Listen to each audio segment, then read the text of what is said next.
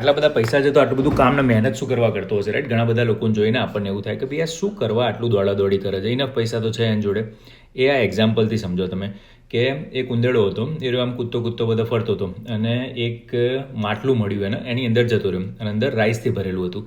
અને એવું હતું કે ભાઈ થોડા રાઈસ ખાઈને એ બહાર નીકળી જાત ને બીજું એનું કામ કરે રાખત, મહેનત કરે રાખત, રાઈટ? પણ એણે શું કર્યું, અંદર ગયો અને રાઈસ ખાવાનું ચાલુ કર્યું કે મને તો ખાવાનું મળી ગયું છે, મારે શું કરવા દોડાદોડી કરવાની જરૂર છે. અને એ રહ્યો ખાધે રાખ્યું 2 4 5 દિવસ થયા, બધા રાઈસ પતી ગયા.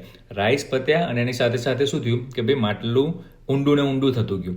હવે એ ખાઈને એટલો જાડો થઈ ગયો કે ભાઈ એને કૂદીને બહાર ના આવી શક્યો રહ્યો અને બહુ ઊંડું બી થઈ ગયું અને ત્યાં સ્ટક થઈ ગયો અને ધીરે ધીરે બેકાર થઈ ગયો માણસ કે ભાઈ બહાર ના આવી શક્યો.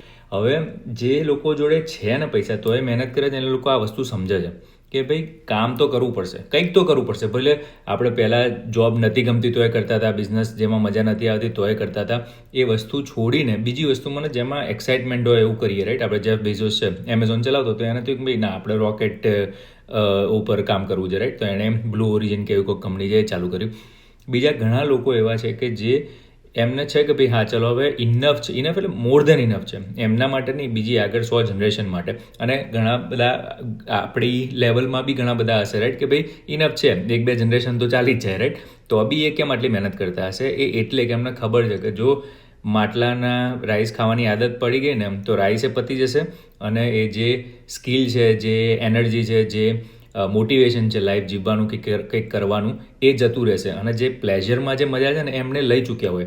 ઘણીવાર એવું કર્યું હોય કે ભાઈ મહિનો આપણે કશું કામ નહીં કરવું, ખબર પડી યાર આમાં કંઈ મજા છે નહીં. મહેનત કરીને જે થોડું ઘણું આપણે શીખીએ, લોકો જોડે ઇન્ટરેક્ટ કરીએ, કંઈક નવી વસ્તુ જાણવા મળે, એ લાઈફના એક્સપિરિયન્સીસ એ જીવવાનું છે. એટલે જો માટલું મળી બી ગયું હોય ને તમને તો હા, એ ચેન્જ કરવું પડે તમારે કે ભાઈ હવે મારે મજૂરીવાળું સ્ટ્રેસ થઈને ઓવર થિંકિંગ આખો દિવસ કરે રાખતો હોઉં, મને મજા ના આવતી હોય કામ કરવાની કે શીખવા ના મળતું હોય તો એ કેમ કરે રાખું જો અમુક પૈસા થયા પછી? That's a question you need to ask. પણ જો એવું વિચાર લો છે કે ભાઈ પૈસા થઈ જશે પછી હું તો બીચ ઉપર જઈને પડ્યો રહીશ, એવું કોઈ કરતું નહીં. હું ઘણા લોકોને ઓળખું છું જેમણે લાઈફમાં બહુ સારું કર્યું છે.